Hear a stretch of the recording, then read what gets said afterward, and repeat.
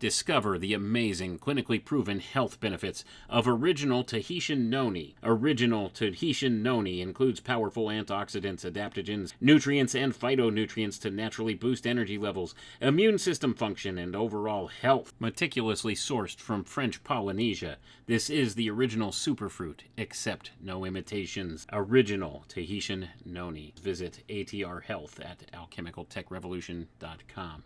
and click on the Shop Here tab for more details. But we can no longer risk emergency improvisation of national defense. We have been compelled to create a permanent armaments industry of vast proportions. In the councils of government, we must guard against the acquisition of unwarranted influence, whether sought or unsought, by the military-industrial complex.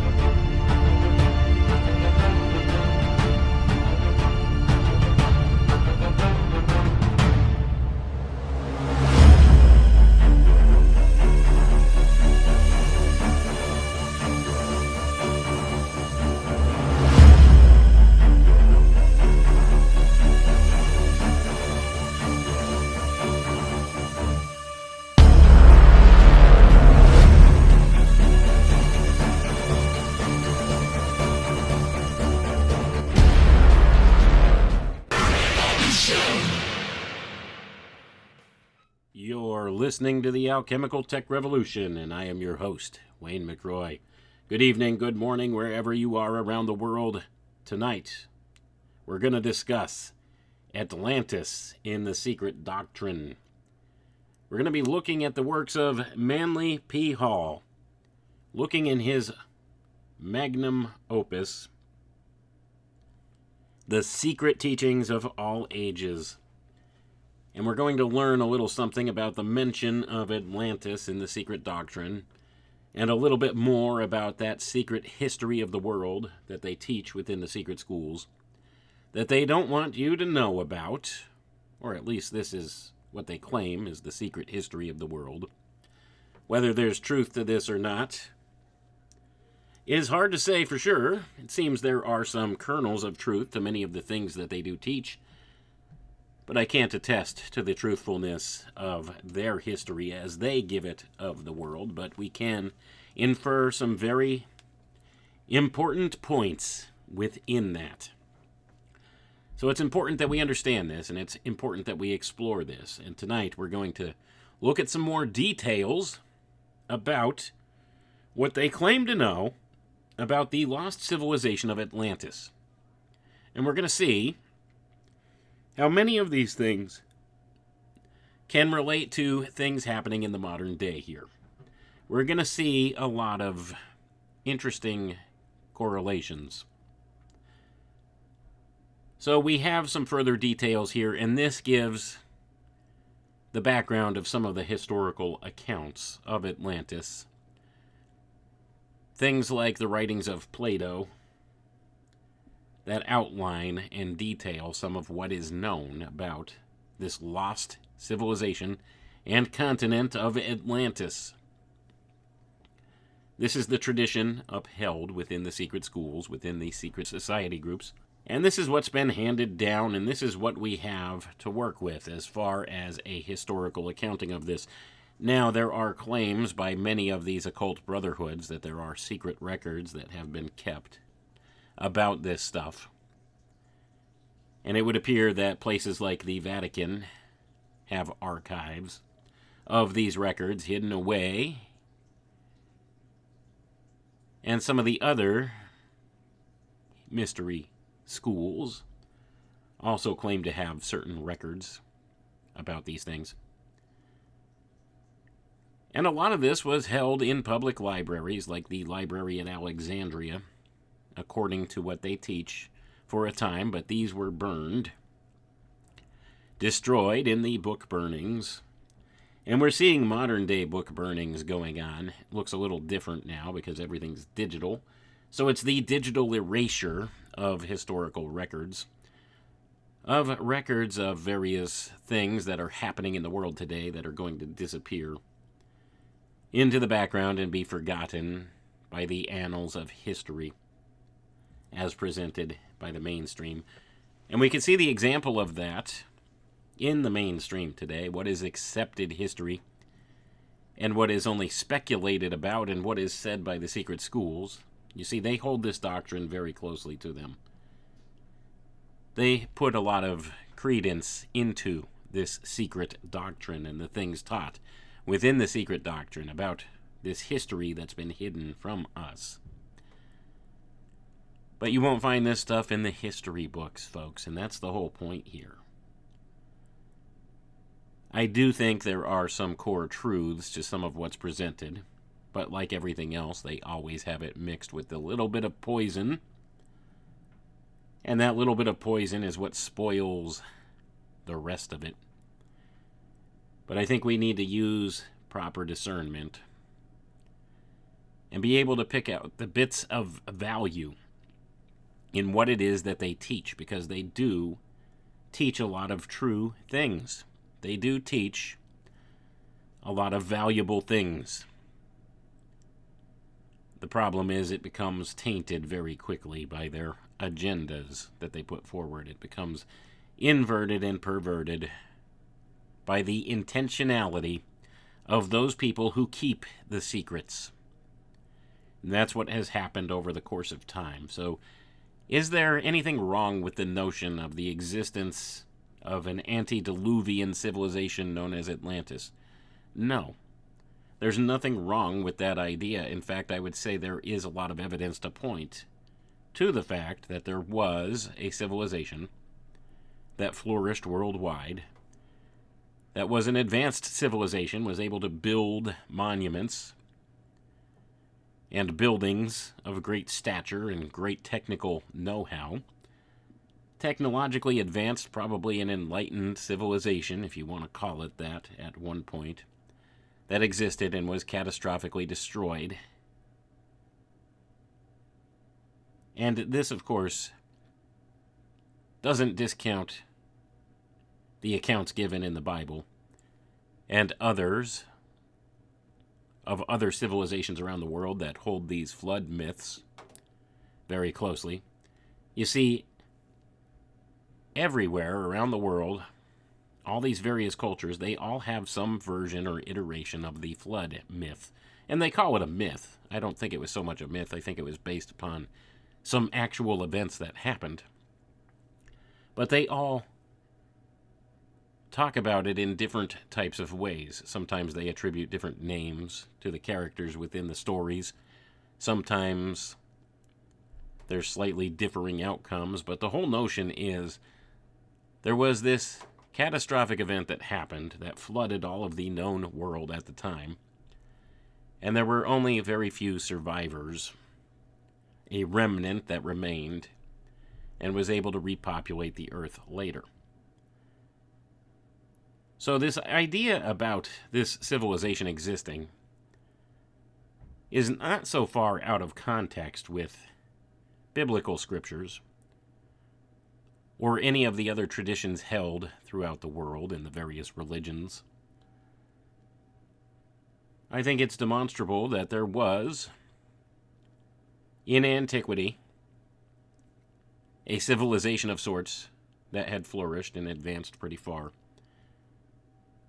that we have very little record of, aside from the context of the Great Flood, having wiped it out.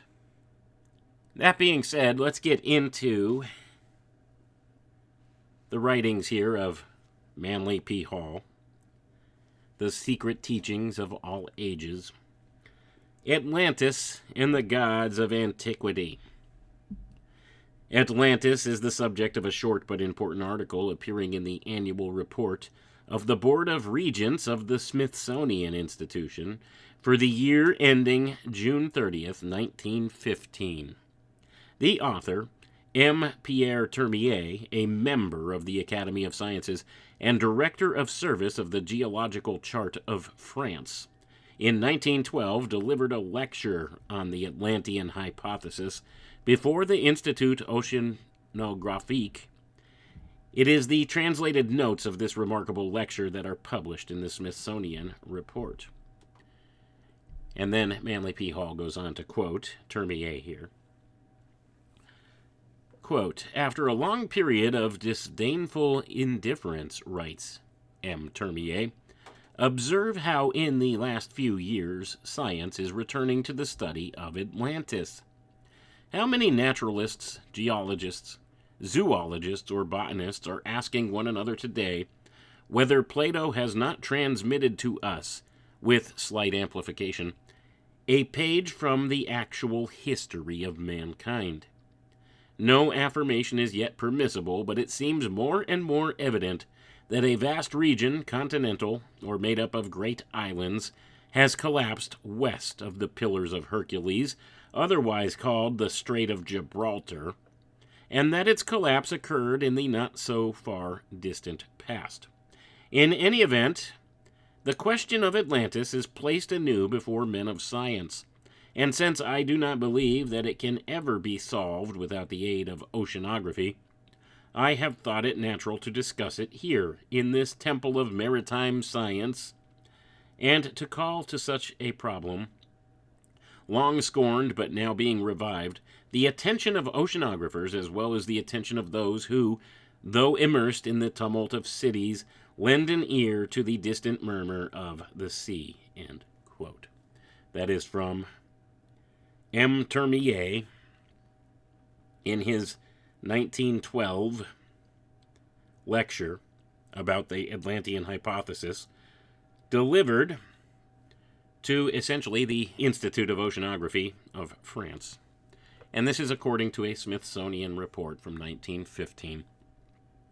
You see, scientists were reconsidering what they knew about the ancient history of the world at that time. They were considering that maybe Plato was telling us a true thing. That maybe there was Atlantis, but they won't be able to verify that without the help of oceanographers to study the depths of the sea.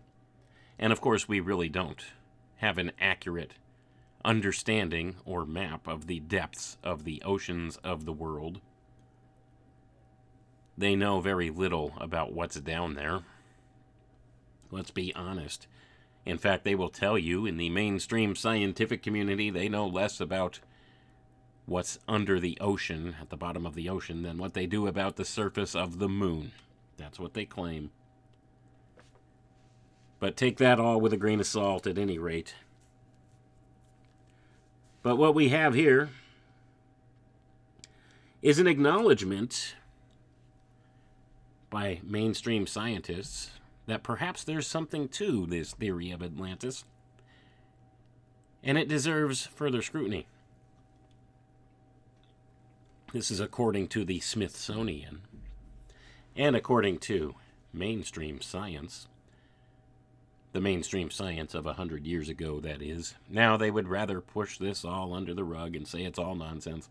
But of course there are those who consider the possibilities, especially those who have been through the initiation process and have advanced to high levels within the occult fraternities, the ones that are taught the secret doctrine, the ones that know a little more about Atlantis. Of course they would consider it to be a possibility and a probability. And the things they do to act upon their beliefs affect all of us. So even if you think it's total nonsense, understand there's people in positions of power in this world that very much believe in these concepts, and the things they do to act upon their beliefs in these concepts affect us all. So it's important to understand what they believe. It's important to understand what gives them their modus operandi, why they do the things they do, and to another extent, how they do the things they do. You see, they like to leverage certain types of knowledge against the masses. They do this kind of stuff all the time. I find it interesting that they acknowledge a historical record that is not publicly accepted in the mainstream. It's different from what you're given in your history books in school. We don't get taught about this, except for maybe, as a side note, oh yeah, Plato talked about Atlantis. And it's all brought up just kind of more or less in mockery, or as nothing more than a myth or a fairy tale or a children's story. And in fact, they've actually turned it into a Disney movie, didn't they? Atlantis. It's important that they keep these stories alive because there are archetypal representations in them that affect the human psyche, but at the same time, they don't want you to understand the true importance of it. So they bring it up and they rehash the whole thing into something for children. And it's used as a programming template for the minds because the human psyche inherently recognizes the archetype and reacts to it on an unconscious level.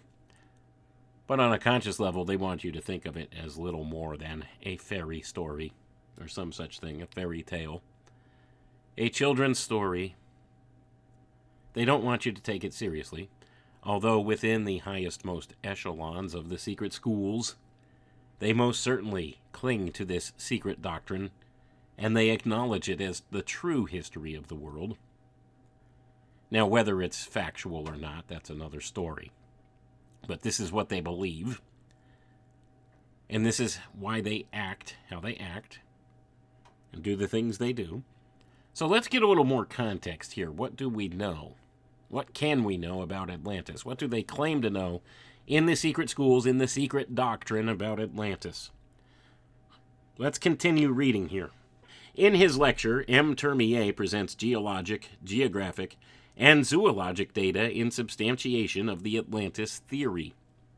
Figuratively draining the entire bed of the Atlantic Ocean, he considers the inequalities of its basin, cites locations on a line from the Azores to Iceland, where dredging has brought lava to the surface from a depth of 3,000 meters.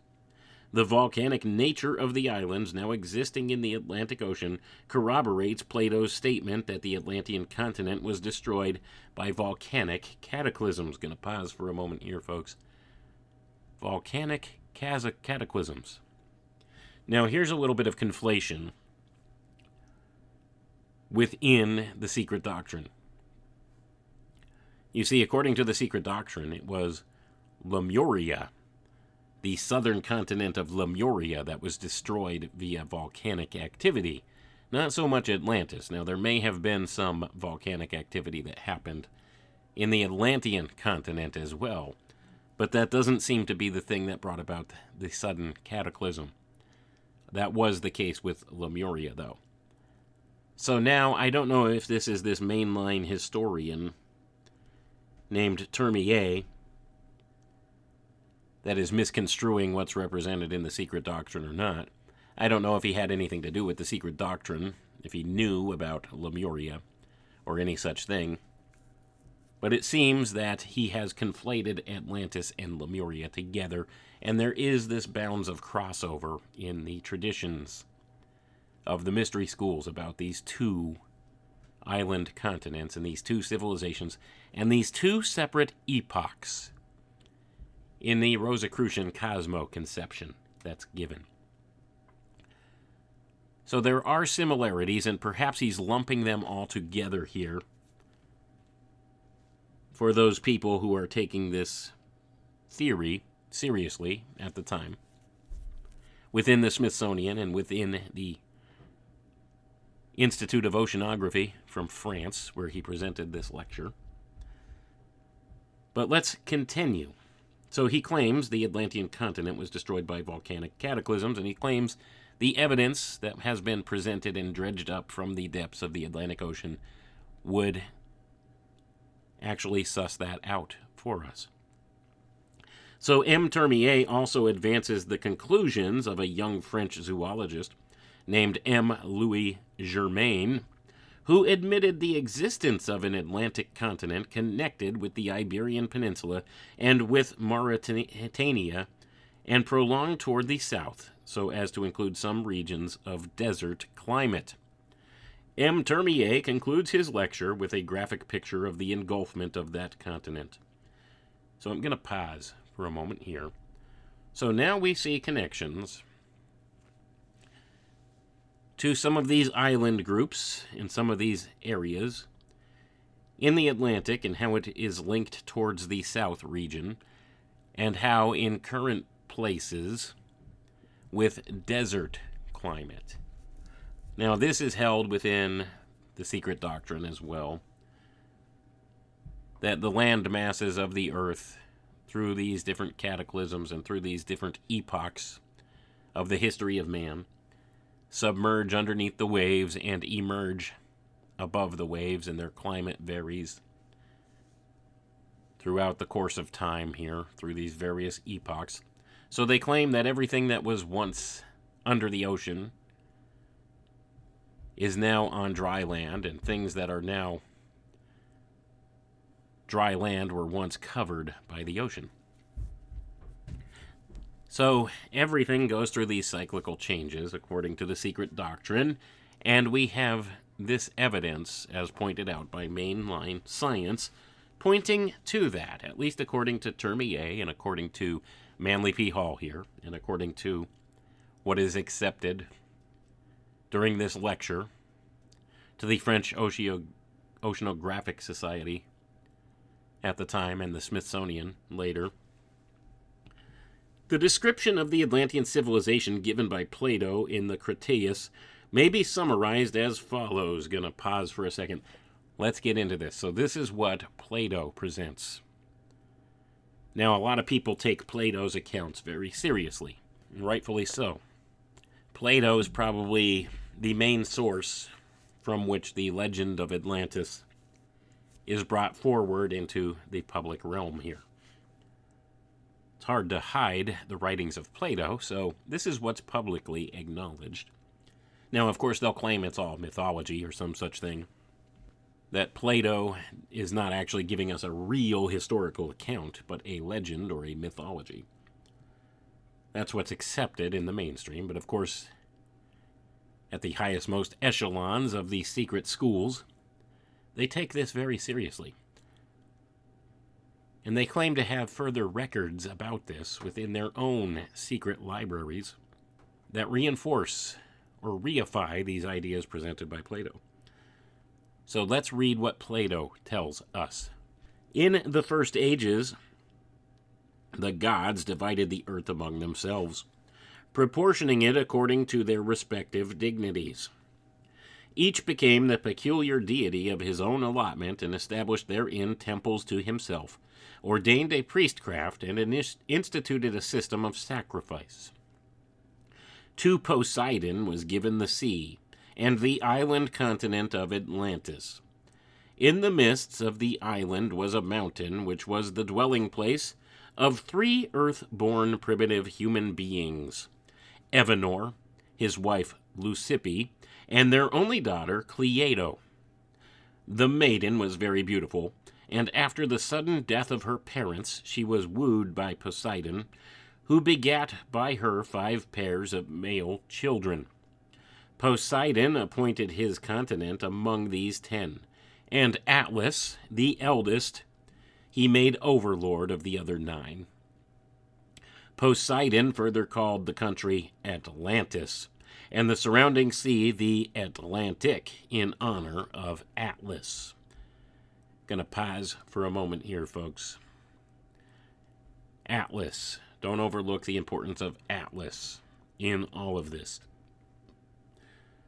This is who Atlantis and the Atlantic Ocean are ostensibly named after, according to the secret doctrine. Now, we could look at some further legends about Atlantis, or mythology about Atlas himself, to get a little further context to this, but that'll be a discussion for another day. let's just get through what Manly P. Hall has put down in his book here about this. Before the birth of his 10 sons, Poseidon divided the continent and the coastwise sea into concentric zones of land and water, which were as perfect as though turned upon a lathe.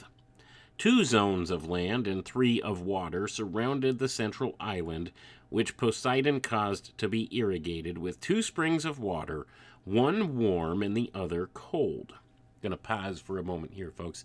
So this is where we get the description of Atlantis being a ring of circular type islands with various waterways separating these islands in this concentric circle, and being perfectly devised in this way. And this is according to Plato's writings. Let's read on. The descendants of Atlas continued as rulers of Atlantis, and with wise government and industry elevated the country to a position of surpassing dignity. The natural resources of Atlantis were apparently limitless. Precious metals were mined, wild animals domesticated, and perfumes distilled from its fragrant flowers. While enjoying the abundance natural to their semi-tropic location, the Atlanteans employed themselves also in the erection of palaces, temples, and docks. They bridged the zones of sea and later dug a deep canal to connect the outer ocean with the central island where stood the palaces and temple of Poseidon, which excelled all other structures in magnificence. A network of bridges and canals were created by the Atlanteans to unite the various parts of their kingdom. Plato then describes the white, black, and red stones which they quarried from beneath their continent and used in the construction of public buildings and docks. Gonna pause for a moment here, folks. So now we see the trope of the 3 basic colors that are known throughout all of these secret society groups to have significance: black, white, and red.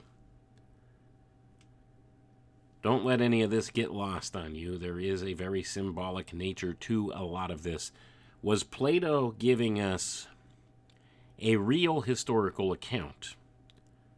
Or is this just metaphor or allegory or symbolism in the story? Is there an esoteric message here? Perhaps it's one or the other, or perhaps it's both. I don't claim to know the truth, but I do know there's importance to these stories. And there's importance to these types of details. You see, this is where the black and white Masonic checkerboard floor comes into play. And the color red being of significance within their traditions. Not just the Masons, by the way. All of the secret schools. These are important. These are the 3 basic main colors that permeate a lot of the symbolism used by these groups. So that being said, let's get back to the reading here. So remember, he's saying that the buildings in Atlantis were constructed of stones of these 3 colors. They circumscribed each of the land zones with a wall, the outer wall being covered with brass, the middle with tin, and the inner, which encompassed the citadel, with orichalc. The citadel on the central island contained the palaces, temples, and other public buildings. In its center, surrounded by a wall of gold, was a sanctuary dedicated to Cleito and Poseidon. Here the first 10 princes of the island were born, and here each year their descendants brought offerings. Poseidon's own temple, its exterior entirely covered with silver, and its pinnacles with gold, also stood within the citadel. The interior of the temple was of ivory, gold, silver, and orichalc, even to the pillars and floor. The temple contained a colossal statue of Poseidon standing in a chariot drawn by 6 winged horses. About him 100 Nereids riding on dolphins. Arranged outside the building were golden statues of the first 10 kings and their wives. Gonna pause for a moment here. So we have more important symbolism being presented here with the ivory, the gold, the silver, all these various metals that are given here. Precious metals. Is this a true physical description of a true physical place that existed? Did they really have all this statuary and all of these resources? Were they really this opulent? Maybe. Or maybe it is allegory. Maybe it is metaphor. Maybe it is a story. Maybe there's hidden esoteric clues here. But we can see some of the importance of what's represented if you know anything about the symbology or symbolism of these various precious metals and the importance thereof in some of the older natural sciences like alchemy. You begin to understand a little bit something deeper, perhaps on a more spiritual level, about what's being presented here. You see, this is kind of what the secret schools would consider a semi-sacred history or historical account of mankind. And we see the importance placed upon some of these mythological archetypes. The archetype of Poseidon has a very profound influence on the human mind. Now, when you think of Poseidon and Atlantis and all of the symbolism we're presented with here, that immediately brings to mind the archetype that's associated with the age that we are still in, that we are said to be leaving, going into the age of Aquarius, but we are still firmly in the age of Pisces, an age of water, where water-based ideas permeate everything. We have currency that we use for purchasing power, currency that's held by banks. If you understand the etymology of the words and terms here and how our society operates, you'll understand that maritime language rules this day. And this has everything to do with the onset of that, if you want to look at it from an esoteric standpoint. So the rise of Atlantis set into motion the current state of affairs in this world, where all of our foundational ideas are based in these maritime laws, maritime standards, maritime language, associated with the element of water. Now, this all derives from the archetype of Poseidon and the civilization he built called Atlantis. So this represents the changing of the age from the previous epoch into this new epoch wherein water-based ideas would rule. And here we sit in the age of Pisces, where water-based ideas rule, and it is said by those in the secret schools that this switch over to the age of Aquarius will see some very world-changing notions coming into play, where instead of water-based ideas, it'll all be air-based ideas, because if you know anything about the zodiacal signs, you know Pisces is a water sign and Aquarius is an air sign. So we're going to be switching from this maritime motif to something more air-based, something more elevated, something more spiritual. You see, water in the four classic philosophical elements is an element that represents the physical world. Air is one that represents the spiritual world, or more accurately and more specifically, the mind. Air represents the mind. Water would represent the body. So we're allegedly going to be entering this new age, or we have entered this new age. It's all a matter of semantics, and people will argue over this. There's no way to really prove nor disprove any of it. so it's pointless. And whether it's true or not is another thing altogether. But these are the ideas that underlie all of our social functioning as a civilization. It's all based in this maritime doctrine that was birthed from Atlantis. That's why it's important that we look back at this stuff and understand where it is they're coming from. You see, I don't know if they, in the secret schools and their secret doctrine, if they take this as a literal historical account, or if they just use it as the basis of all language and all maritime ideals that they apply as standard operating procedures in this world. You see, we are bound in systems of maritime admiralty law. If you go to your local courthouse and look in the courtroom, you'll find the American flag there. But this American flag looks slightly different. It has gold trim on it. Do you know what that represents? That represents the authority of maritime admiralty law. All of our social structures are bound by this. Our language, the etymology of language, is all bound into this. And this is where it comes from. This is where it started.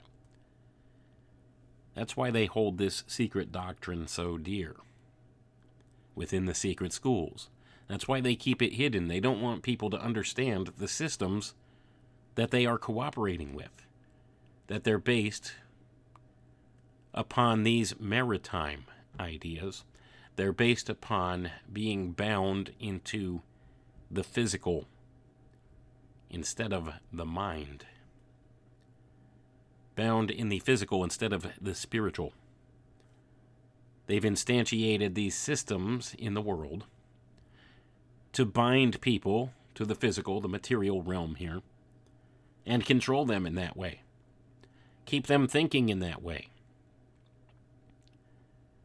They don't want you to acknowledge spiritual things. They've tried to separate you from your connection to God through the use of these ideas. Now I know for some people this may sound like a bridge too far, and they can't conceive of this notion that they would leverage these philosophical principles and archetypes in this way, and that it would really work. But guess what? Look around you. Look around you. Now we're coming to a crossroads in events in the world here, where we're going to be forced to make some decisions. And everything has to do with some of these philosophical principles. Do we want to be bound further in the physical, in the ways that they have done so here? Or do we want to advance and achieve our true potential as human beings by acknowledging the spiritual connections? Do we want to elevate to these positions? Do we want to elevate to this next level of humanity and achieve our full potential? Or will we still accept their systems that bind us to the physical, the material world, although they disguise them as the more philosophical air principles, the principles of mind and spirit? It's a false light, folks.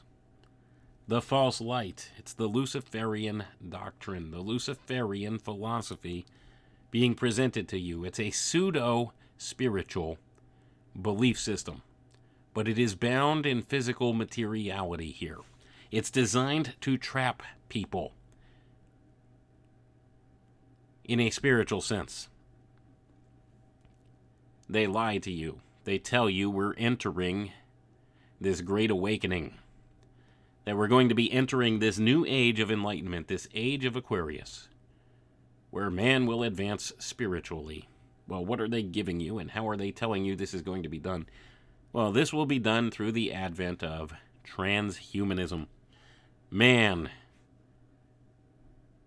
in all of his glory, using his intellect,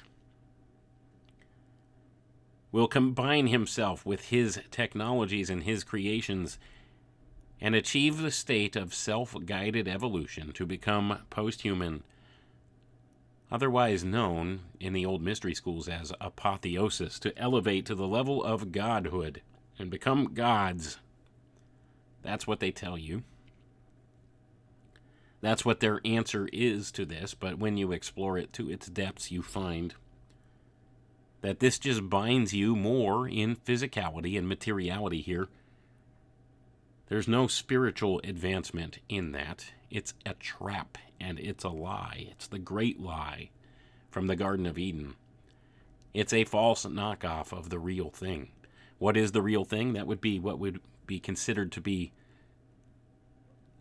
actually achieving our full potential as human beings. They've hijacked the process, and they make it sound all good, and make it sound like it's enlightenment or illumination.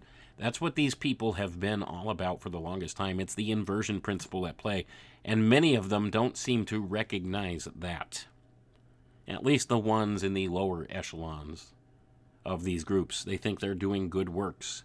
They think that they're doing the quote-unquote great work, and that they're helping humanity. They really firmly believe they're helping humanity by promoting these ideas, when it's a trap. It's the antithesis of man achieving his full potential as a human being. It's further binding man into this physical realm, this material world, and this way of thinking, this mindset. And that's the antithesis of what the Creator has intended for us. And all of these ideas are bound up in this story of Atlantis. So that's why I've focused so much attention on this as of late. Because the roots run deep, and it is an archetypal representation to the human psyche that affects human consciousness in ways we barely perceive. It's ever present in the background, and much of our societal structure is based upon this acknowledgement of Atlantis. And people do not recognize that. In the modern world, they just laugh about it and say it's just a silly myth. What's the importance of it? There's nothing real to it. But in their unconscious mind, their psyche inherently recognizes the archetype. And it affects their behavior. They capitulate to the systems that have been put in place through the rise of this archetype and the influence of this archetype. And that's where we're at right now, ladies and gentlemen. We're at a precipice, a crossroads, where we're going to be forced to make certain decisions, and they're all individual decisions. We need to decide, are we going to be further bound to this physical realm system? Or do we have more spiritual things in mind? Are we looking at the higher realms, the higher worlds, the higher-minded ways of thinking?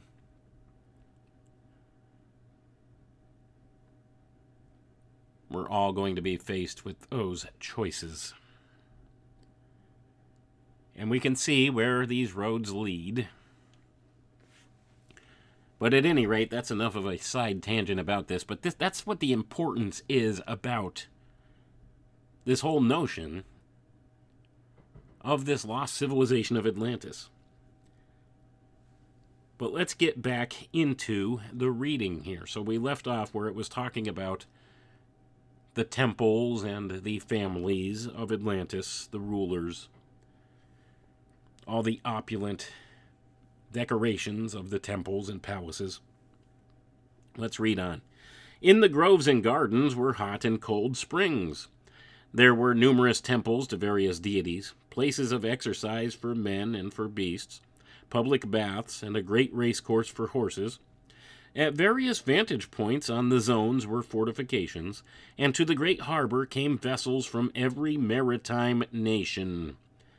Gonna pause for a moment here. Maritime nation.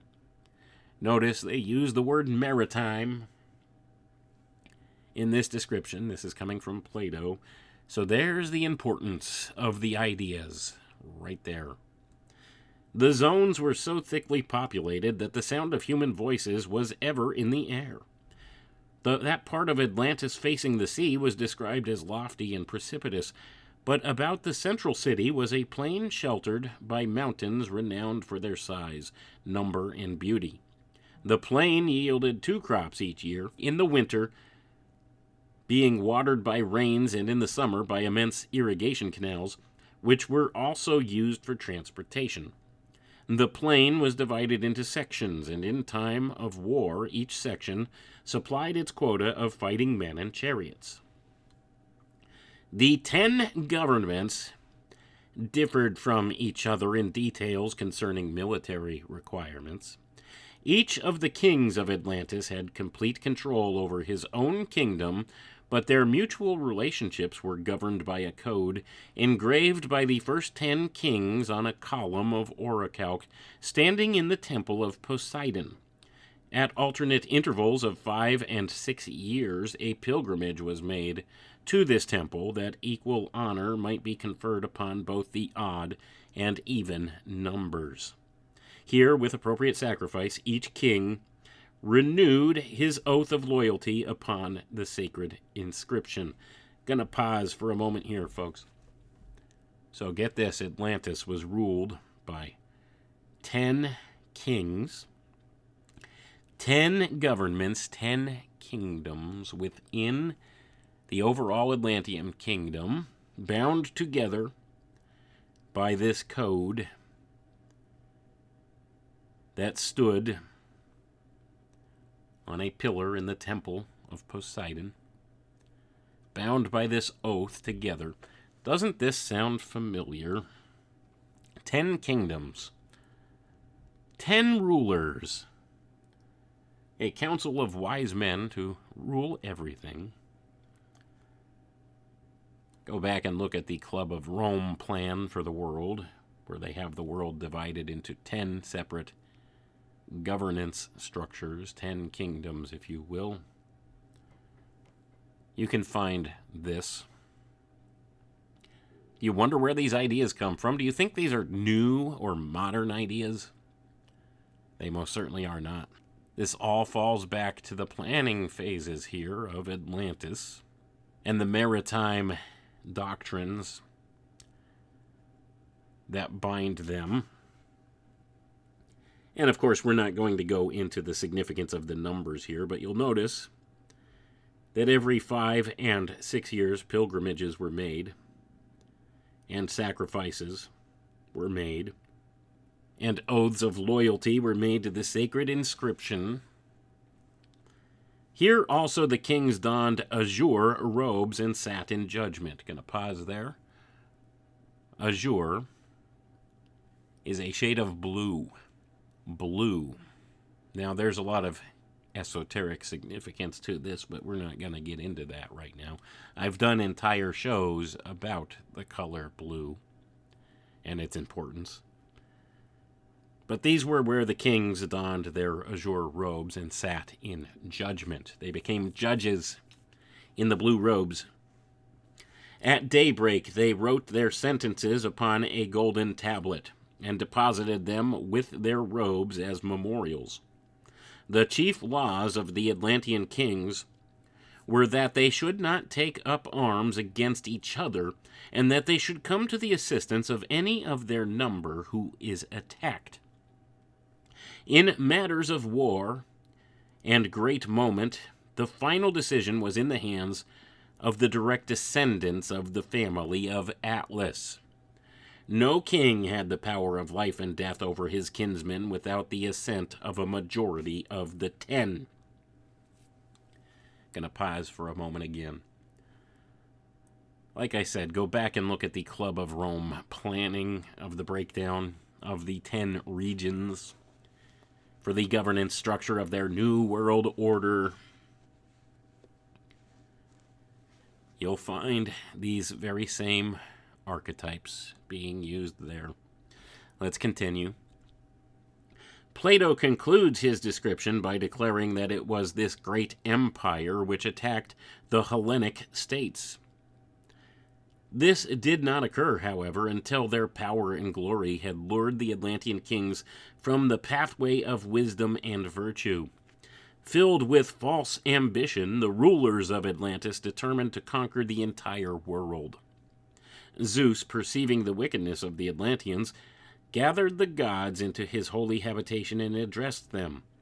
Here, Plato's narrative comes to an abrupt end, for the Critias was never finished. In the Timaeus is a further description of Atlantis, supposedly given to Solon by an Egyptian priest, and which concludes as follows. Before we get into this, folks, I'm going to point out Timaeus was another work of Plato. And in this work, this was supposedly the description given to Solon by an Egyptian priest who knew something about it. That's what's being described right here, right now. This is the testimony of Solon according to Plato. Quote, "But afterwards there occurred violent earthquakes and floods, and in a single day and night of rain all your warlike men in a body sank into the earth, and the island of Atlantis in like manner disappeared, and was sunk beneath the sea. And that is the reason why the sea in those parts is impassable and impenetrable, because there is such a quantity of shallow mud in the way, and this was caused by the subsidence of the island." End quote. Now, if you've been listening to my series about the secret history of the world, you know that the claim is within the secret doctrine, and this is acknowledged here in this statement from allegedly Solon, as per Plato, that the reason why cultures in the Americas and in Europe and Asia and Africa were separated and developed without communication with one another, it's because the Atlantic Ocean became so muddied that it was impassable.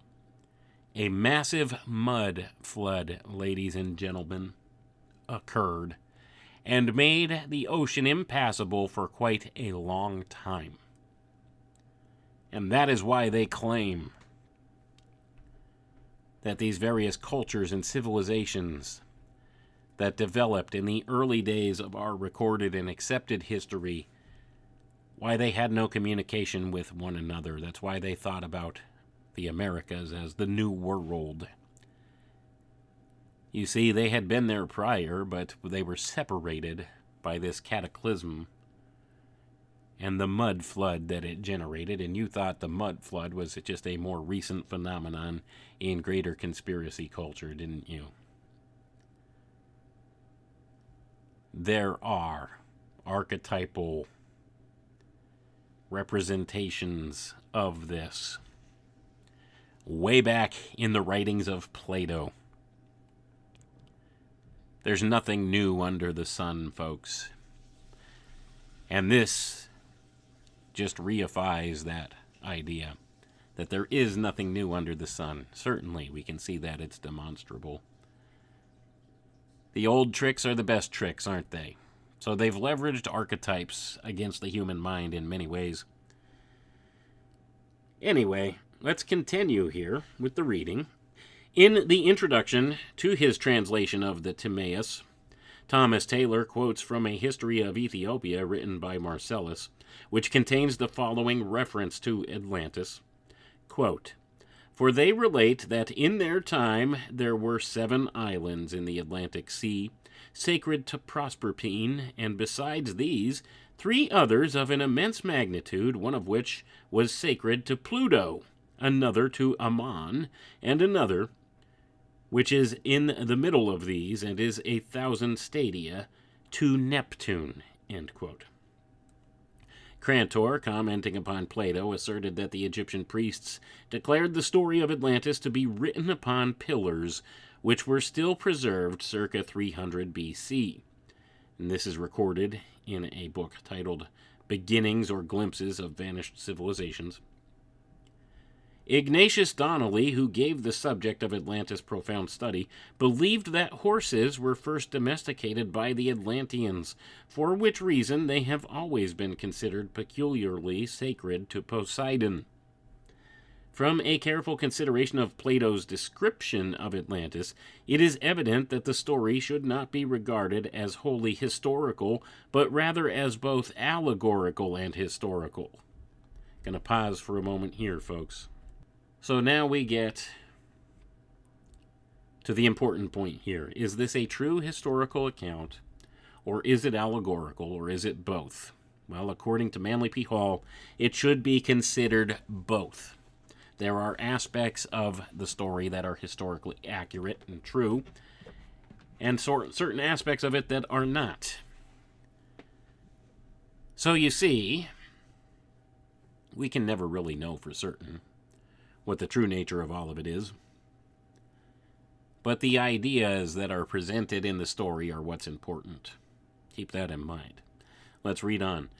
Origen, Porphyry, Proclus, Iamblichus, and Syrianus realized that the story concealed a profound philosophical mystery, but they disagreed as to the actual interpretation.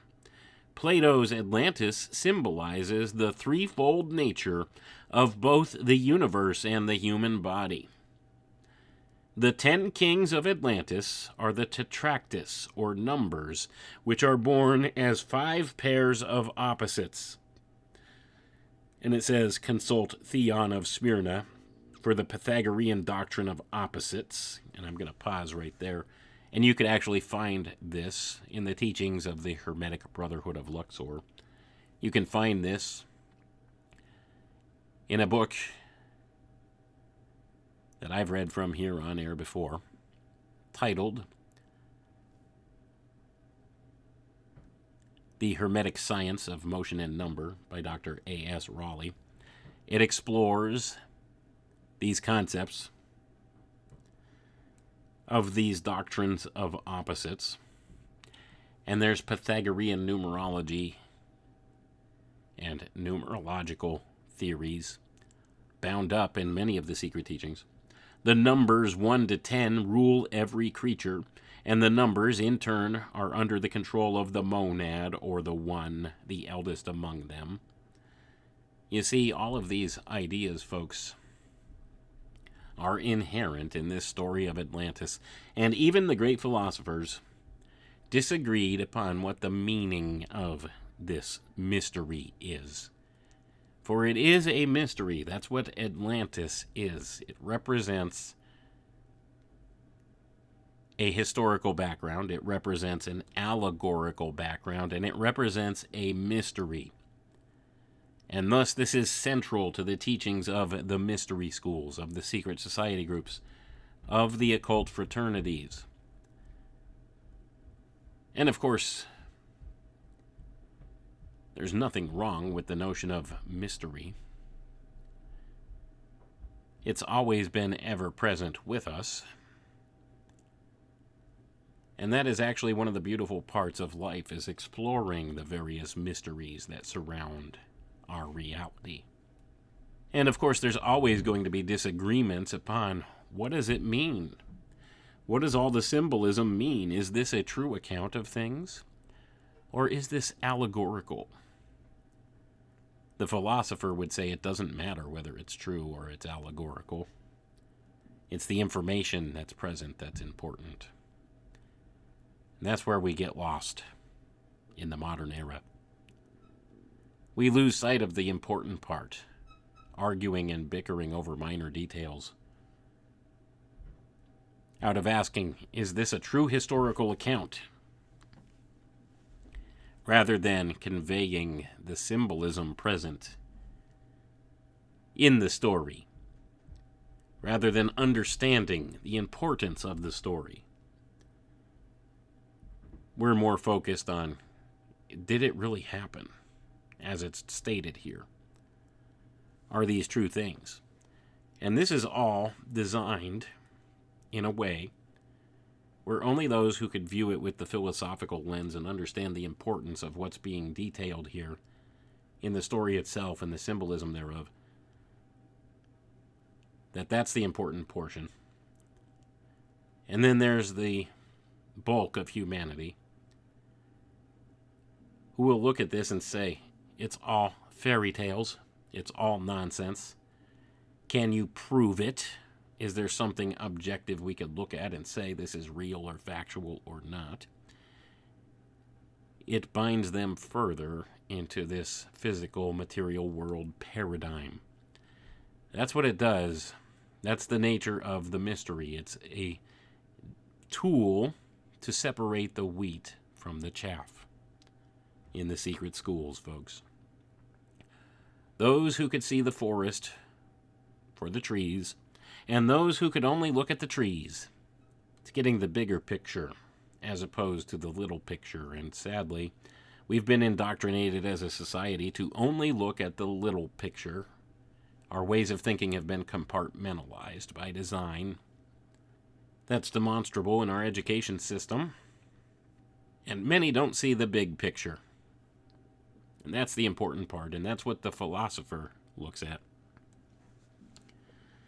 But let's continue on here, and we're going to wrap it up here very soon. With the trident scepter of Poseidon, these kings held sway over the inhabitants of the 7 small and 3 great islands comprising Atlantis. Philosophically, the 10 islands symbolize the triune powers of the superior deity and the 7 regents who bow before his eternal throne. I'm going to pause for a moment here, folks. Now, here's where you find some of the same central tenets to all of the secret teachings. There is this talk that there is this spiritual hierarchy of powers. And you could look in the zodiacal signs at this and represent what they designated as the 7 classic planets. Visible, the wandering stars, visible in the heavens, that relate to this idea of these celestial powers. And you can trace it back into some of these other secret society groups, the things that have developed from there. These ideas are very old, and they represent some certain truths. Even the Bible acknowledges this hierarchy of spiritual powers. So we have all of these things bound up in this legend of Atlantis. And most people don't see it and can't connect the dots, because it's not something that's highly discussed. What is discussed instead is, hey, was there really a place called Atlantis? Did it really exist for real in the physical world? Do we have physical world evidence of it? They get hung up on that point, rather than looking at the importance of what's being conveyed in the story itself here. So anyway, let's continue on here. So we have this representation here. If Atlantis be considered as the archetypal sphere, then its immersion signifies the descent of rational, organized consciousness into the illusionary, impermanent realm of irrational, mortal ignorance. Both the sinking of Atlantis and the biblical story of the fall of man signify spiritual involution, a prerequisite to conscious evolution. Gonna pause for a moment here, folks. Now this is probably the crux and the heart of the matter. You see, in the secret schools, the destruction of Atlantis is synonymous with the fall of man as presented in the Bible. And this signifies what they call a spiritual involution, which is a prerequisite to what they call conscious evolution. So man is changed inwardly in a spiritual sense, and will later be physically changed in an outward sense, consciously in an outward sense. evolution. And this is wherein they've used the inversion principle again to further bind man's mind into the physical here. This is why Darwinian evolution was presented in the mainstream science to mankind to convince him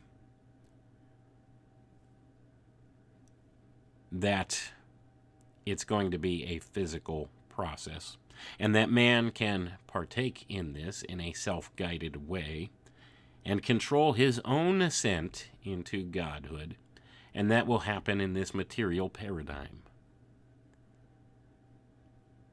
And it's a false notion. But nonetheless, it is there. It is there. Let's read on. Either the initiated Plato used the Atlantis allegory to achieve two widely different ends, or else the accounts preserved by the Egyptian priests were tampered with to perpetuate the secret doctrine. This does not mean to imply that Atlantis is purely mythological, but it overcomes the most serious obstacle to acceptance of the Atlantis theory, namely the fantastic accounts of its origin, size, appearance, and date of destruction, which is roughly 9600 BC. In the midst of the central island of Atlantis was a lofty mountain which cast a shadow 5,000 stadia in extent, and whose summit touched the sphere of ether. Pay attention, folks. This is the axle mountain of the world, sacred among many races, and symbolic of the human head, which rises out of the four elements of the body. This sacred mountain, upon whose summit stood the temple of the gods, gave rise to the stories of Olympus, Meru, and Asgard. The city of the Golden Gates, the capital of Atlantis, is the one now preserved among numerous religions as the city of the gods, or the holy city. Here is the archetype of the New Jerusalem, with its streets paved with gold and its 12 gates shining with precious stones. And I'm just going to pause here, folks, just to let you ponder for a moment about what was being revealed there by Manly Pete Hall. All of these various legends that they talk about, Mount Meru, Mount Olympus, Asgard, the center of the world, the city of the Golden Gates, the New Jerusalem. It's an archetype. 12 shining gates with precious stones and streets paved with gold. Atlantis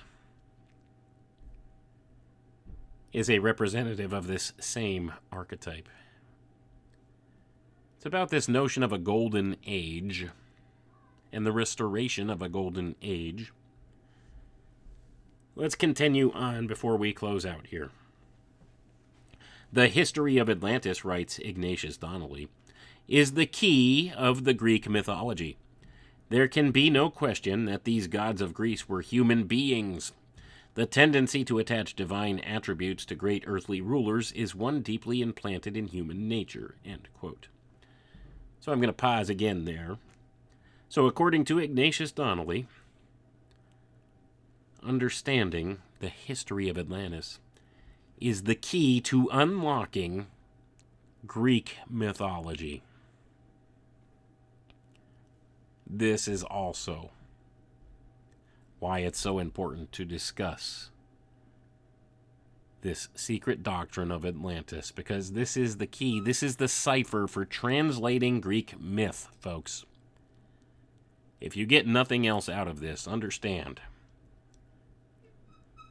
that this is the key to recognizing what is symbolically represented in Greek myth, is having this cipher of the story of Atlantis and the importance of the archetypes represented therein, in order to translate what you see in Greek symbology, Greek mythology. There can be no question that these gods of Greece were human beings, according to Ignatius Donnelly. I don't know if I agree with Donnelly's statement there. But certainly it's possible, isn't it, that some of these characters or mythologies that have been adopted, maybe they were people that did exist, and they've taken on this myth representation over the course of time. Is that possible? Certainly it seems it could be. But let's read on here. It says, the same author sustains his views by noting that the deities of the Greek pantheon were nor looked upon as creators of the universe, but rather as regents set over it by its more ancient original fabricators. The Garden of Eden, from which humanity was driven by a flaming sword, is perhaps an allusion to the earthly paradise supposedly located west of the Pillars of Hercules and destroyed by volcanic cataclysms. The deluge legend may be traced also to the Atlantean inundation, during which a world was destroyed by water. Gonna pause for a moment here. So you see, in the secret schools, they equate all of these things together. They put the story of the Great Flood together with this Atlantean cataclysm. So is it possible that there was a civilization destroyed by a great flood and a world buried beneath the waters that had once existed that we now know little or nothing about? Certainly seems possible. Is this what mythology represents? Is this the key, the cipher to understanding it? Perhaps. You do need to take all of this stuff with a grain of salt, as I always caution you. There's no way to really prove nor disprove any of this, but when you get this from an accepted authority from the secret schools like Manly P. Hall, pay attention. Because there is information here that can be relevant today. So we see the Great Flood, the deluge. This is an accepted truth within the secret schools. Don't let them fool you. Our mainstream science will tell you that's all nonsense. There could not have been a worldwide flood. Well, they don't even acknowledge this in the secret schools as perhaps a worldwide flood. They say during which a world, and they put that in quotation marks, was destroyed by water. Maybe they were talking about some prior epoch of civilization here in that term. They like to play word games, folks. We know this. Let's read on. Was the religious, philosophic, and scientific knowledge possessed by the priestcrafts of antiquity secured from Atlantis, whose submergence obliterated every vestige of its part in the drama of world progress? Atlantean sun worship has been perpetrated in the ritualism and ceremonialism of both Christianity and pagandom. Both the cross and the serpent were Atlantean emblems of divine wisdom. The divine Atlantean progenitors of the Mayas and Quiches of Central America coexisted within the green and azure radiance of Gucumat's, the plumed serpent. The 6 skyborn sages came into manifestation as centers of light, bound together or synthesized by the 7th and chief of their order, the feathered snake. The title of winged or plumed snake was applied to Quetzalcoatl and Kukulkan, the Central American initiate. The center of the Atlantean wisdom religion was presumably a great pyramidal temple standing on the brow of a plateau rising in the midst of the city of the Golden Gates. From here, the initiate priests of the sacred feather went forth carrying the keys of universal wisdom to the uttermost parts of the earth. Gonna pause for a moment here, folks. The Golden Gate Bridge, what do you think that was named for? You have to wonder some of these things, don't you? You see, they recognize America as being formerly a part of the greater Atlantean continent. And therefore, they see this as their gateway to getting back to that golden age of civilization of Atlantis. They revere the feathered serpent, the plumed serpent, the dragon, the feathered serpent. And we've gone through some of this on past programs here, so go back and give that a listen again, and you'll understand a little bit something that maybe you didn't before. The mythologies of many nations contain accounts of gods who came out of the sea. Certain shamans among the American Indians tell of holy men dressed in birds' feathers and wampum who rose out of the blue waters and instructed them in the arts and crafts. Among the legends of the Chaldeans is that of Oannes, a partly amphibious creature who came out of the sea and taught the savage peoples along the shore to read and write, till the soil, cultivate herbs for healing, study the stars, establish rational forms of government, and become conversant with the sacred mysteries. Among the Mayas, Quetzalcoatl, the savior god, whom some Christian scholars believe to have been St. Thomas, issued from the waters, and after instructing the people in the essentials of civilization, rode out to sea on a magic raft of serpents to escort the wrath of the fierce god of the fiery mirror, Tezcatlipoca. Gonna pause for a moment here, folks. So now we can see, once again, some of these legends that arose here, and of course you could relate this back to the story of Genesis chapter 6, wherein we see the advent of the fallen angels and the rise of what are called the Nephilim in the Bible. Maybe this is concurrent with some of these same things that are acknowledged in the Atlantean legends here and the things surrounding it. We have all of these records that have these very same similarities. Maybe we're being told something true. Maybe. Maybe there's some kernels of truth to it. But don't lose sight of the symbolism. Let's read on and we'll close it out. May it not have been that these demigods of a fabulous age who, Esdras-like, came out of the sea, were Atlantean priests? All that primitive man remembered of the Atlanteans was the glory of their golden ornaments, the transcendency of their wisdom, and the sanctity of their symbols, the cross and the serpent. That they came in ships was soon forgotten, for untutored minds considered even boats as supernatural. Wherever the Atlanteans proselyted, they erected pyramids and temples patterned after the great sanctuary in the city of the Golden Gates. Such is the origin of the pyramids of Egypt, Mexico, and Central America. The mounds in Normandy and Britain, as well as those of the American Indians, are remnants of a similar culture. In the midst of the Atlantean program of world colonization and conversion, the cataclysms which sank Atlantis began. The initiate priests of the sacred feather, who promised to come back to their missionary settlements, never returned, and after the lapse of centuries, tradition preserved only a fantastic account of gods who came from a place where the sea now is. And I think we're going to wrap it up right there, folks.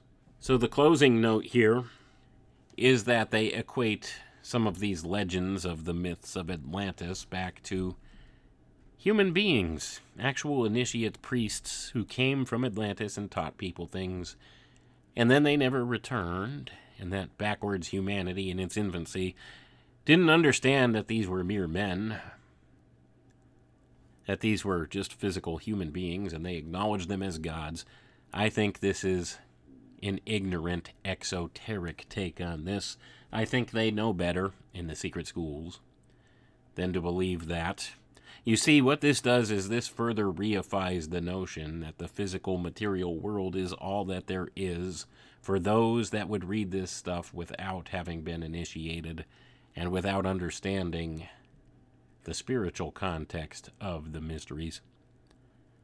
They would use this as a way of reifying the notion that the physical material world is all there is, that there is no spiritual context, there is no God, there is nothing else, there are no higher realms, no higher states of being.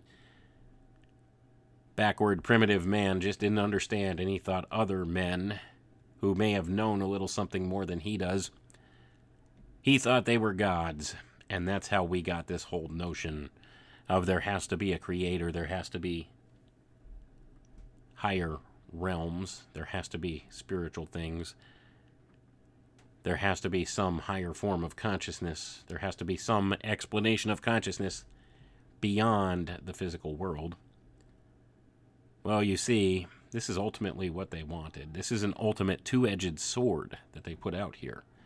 Because the exoteric form of their writing leads people to believe in that way of thinking, that the physical material world is all there is, and the explanations given by modern science are all that can be objectively known. And this is a false dichotomy, because they know,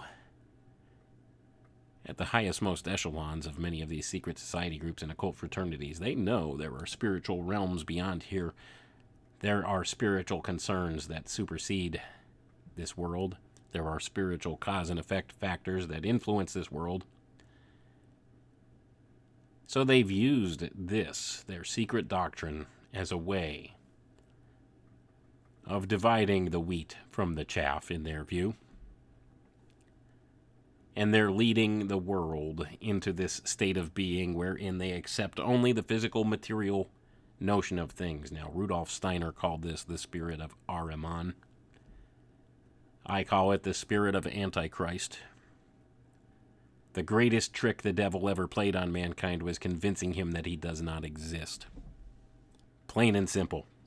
And those within the secret schools here that have convoluted and twisted and contorted and inverted some of the old natural sciences and alchemical principles are playing this trick on the bulk of humanity right now.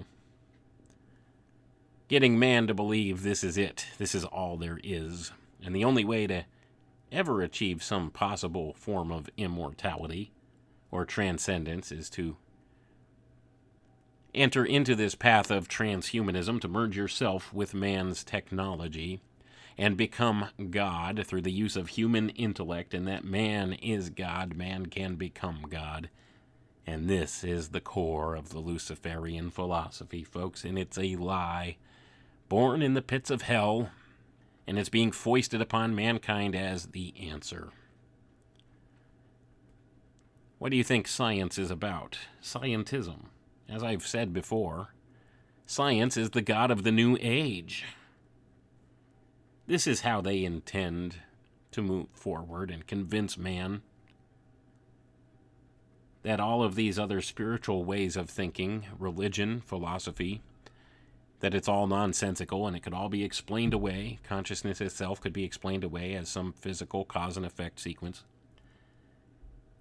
as the byproduct of the electrochemical activity of the brain and brainstem. Nothing could be further from the truth, folks. But this is what they want you to believe, and this is what they are conditioning mankind, the bulk of mankind, to accept.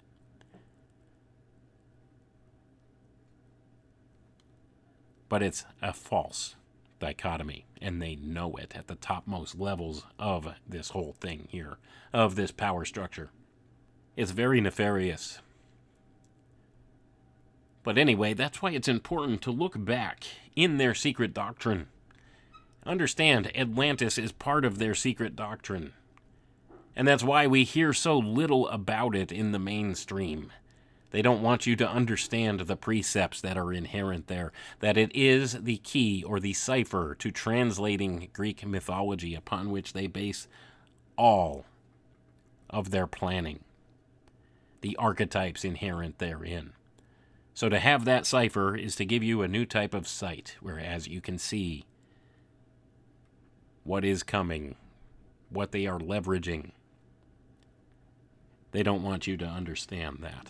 But that's probably one of the most important things you could know. Go back and look at the old Greek myths. Look at them through the lens of this secret doctrine about Atlantis.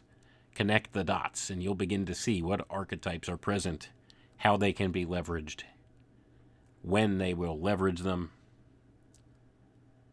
And you can have a better view of what future they have in mind for us and how to better stave that off. We have far more power than we think. And they don't want us to discover that, because the day we do is the day their house of cards crumbles to the ground. And they can't do what they want to do anymore. All their lies will come back to bite them in the butt. They know this. And now we know this. So make of this information what you will. I would urge you, go and do your own research and study into these things. Apply your own tools of discernment and understand what's true and what's important and what's right. And stand in integrity and do the right things.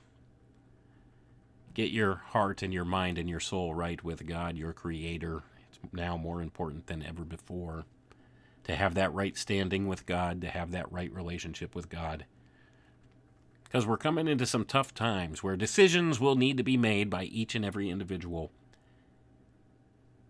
And if you're standing on the wrong side of that, well, those things can end very badly for you. So make sure your relationship with God is right. And you'll make it through. Plain and simple. Anyway, I want to thank you all for tuning in. I want to remind you I appreciate each and every one of you. We'll catch you next time. Have a good one now. Discover the amazing, clinically proven health benefits of original Tahitian noni. Original Tahitian noni includes powerful antioxidants, adaptogens, nutrients, and phytonutrients to naturally boost energy levels, immune system function, and overall health. Meticulously sourced from French Polynesia, this is the original superfruit. Accept no imitations. Original Tahitian noni. Visit ATR Health at alchemicaltechrevolution.com. and click on the Shop Here tab for more details. But we can no longer risk emergency improvisation of national defense. We have been compelled to create a permanent armaments industry of vast proportions. In the councils of government, we must guard against the acquisition of unwarranted influence, whether sought or unsought, by the military-industrial complex.